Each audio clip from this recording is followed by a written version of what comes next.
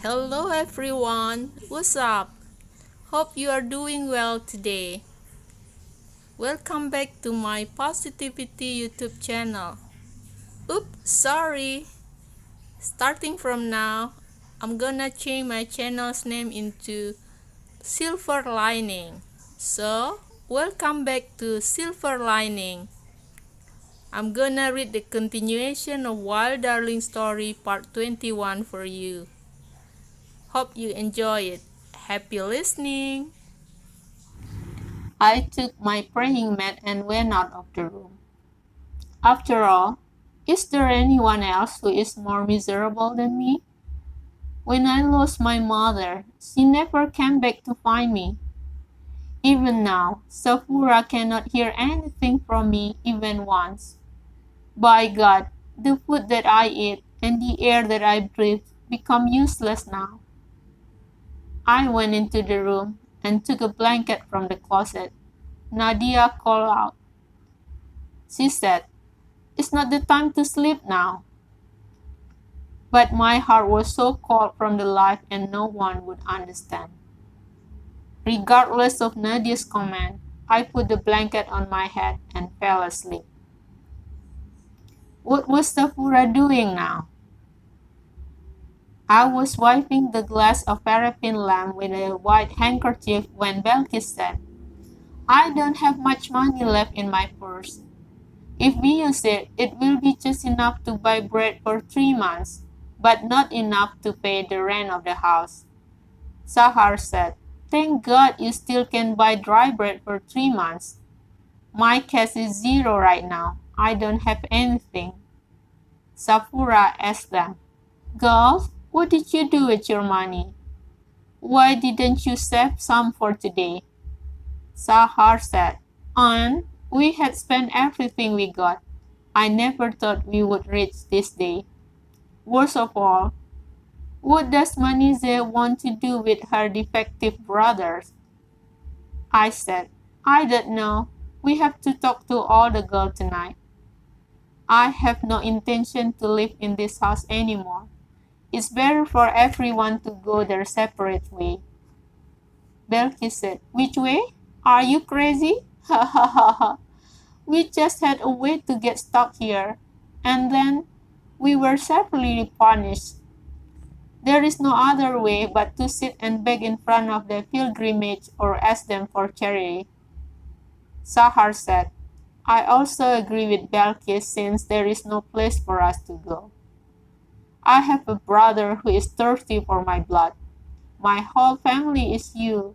I have no one but you." Belkis looked at me and said, "Who are you thinking about?"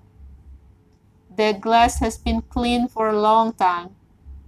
I looked at the glass and put in its place and said, "I found a way, but it is not possible to do it alone." Sahar said, "What is it, Aunt? Just order me. I'm ready to do it." I said, "We are talking to all the girls first.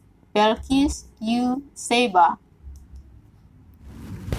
We don't care about others. All of us are enough. We will move out of this house in the morning. I know one place for all of us to sleep." Sahar said, "The sleeping place is solved. How should we prepare for the food?" I said that I had some thought about it too, but we will talk about it in the morning. What happened to Karim? After taking Gulsam back to her house, I stayed for a while there and returned home in the middle of the night. Everyone was asleep, and I was passing by in front of the girls' room when I saw that it was open. I went slowly and opened it a little more. Najia was still awake and came out to see me. "Let's go out," she said softly. I asked, "What's up?" She pointed at one place outside. I walked behind her to the yard. Najia said, "I don't know what happened.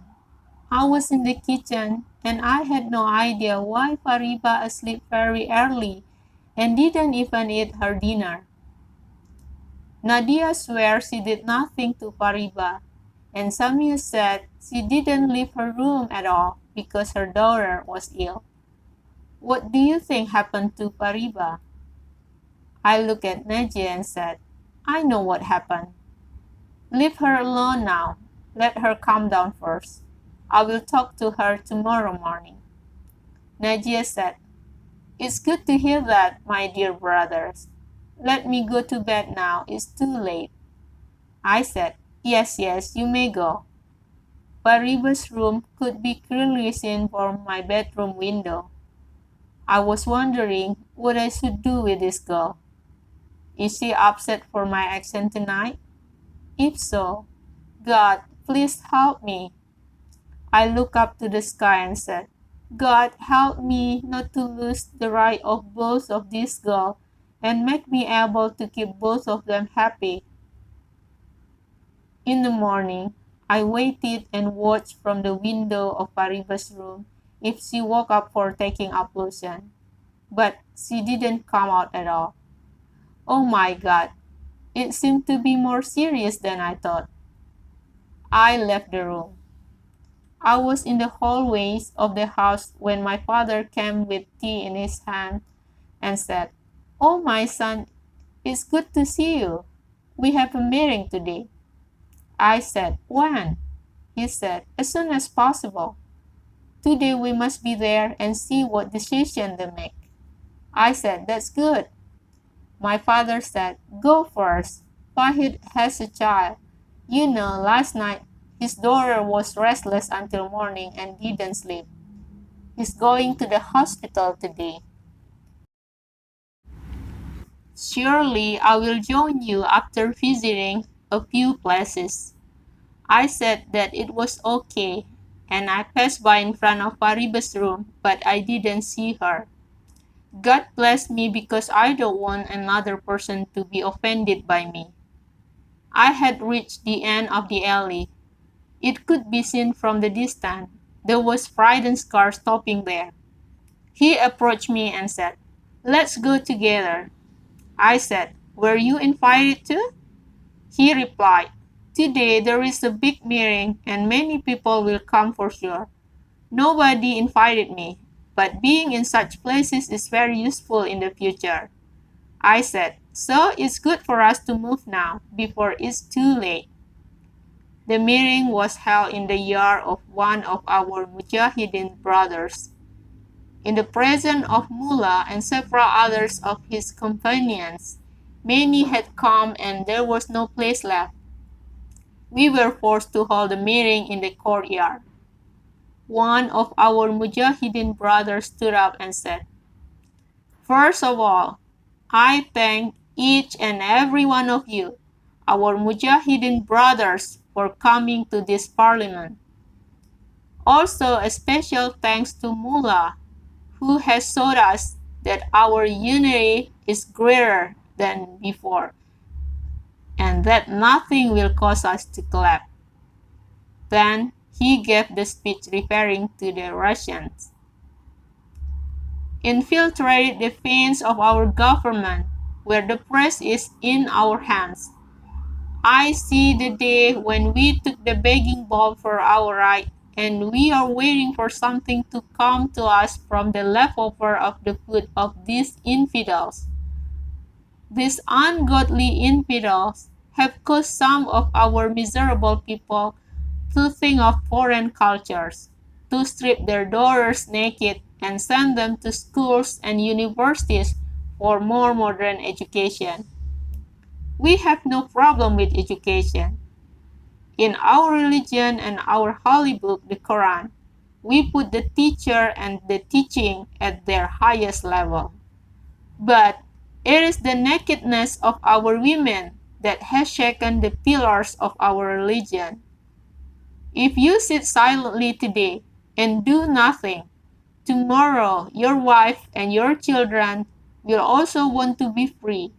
They will remove the Islamic attire and put on the clothes of infidels, and they no longer hear anything from you. Let us be united and hand in hand to drive these infidels out of our country.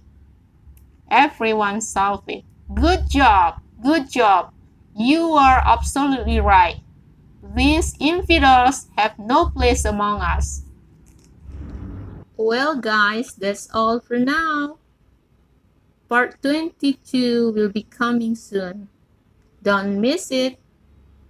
Hope you enjoy my today's story.